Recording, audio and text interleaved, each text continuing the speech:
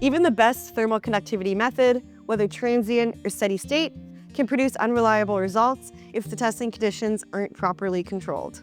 And when a test fails, it doesn't just waste time. It can create misleading data, false assumptions about material behavior, and in some cases, it can even harm instrument performance. The good news? Most failures come from a handful of controllable factors.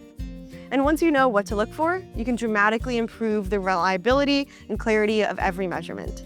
The first factor is poor sample preparation. A lot of test failures actually begin before the test even starts. If a sample is uneven, warped, incorrectly sized, or has rough surfaces, it disrupts heat flow and interferes with proper sensor contact. This is especially critical in steady-state methods where uniformity is everything, and in transient methods where even small sample inconsistencies can amplify noise. Ensuring flat surfaces, accurate dimensions, and matching the sample geometry to the method requirements is essential for meaningful results. The second factor is inadequate sensor contact. Weak or inconsistent contact between the sensor and sample introduces thermal contact resistance. This can show up as artificially low thermal conductivity or unstable data curves. Methods like transient plane source, transient line source, and heat flow meters are particularly sensitive to this. Consistent pressure, proper fixturing, and appropriate interface materials, when the method allows them, are key in maintaining repeatability.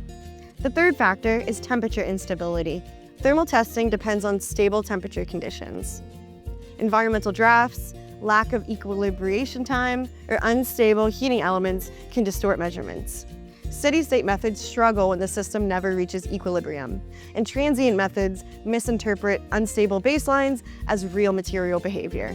Allowing adequate delay and stabilization time, pausing between tests, and using proper environmental controls can dramatically reduce temperature fluctuations and drift. The fourth is incorrect method or module selection. Using the wrong method for the material is one of the fastest ways to get invalid data.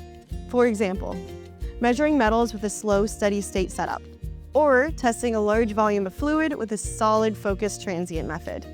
Both can lead to misleading results.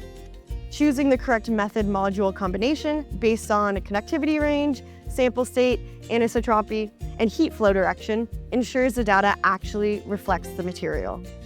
And the final and fifth factor is overlooking quality indicators. Not all smooth data is good data. Curve abnormalities, drift, or inconsistent repeat measurements often signal deeper issues. Most software, including Thermtest, provides quality indicators and warnings, but users sometimes dismiss them without realizing their importance. In transient methods especially, ignoring quality flags can compromise every calculated property. Reviewing these indicators, repeating questionable tests, and comparing results with expected physical behavior is essential for confidence in your data. The takeaway?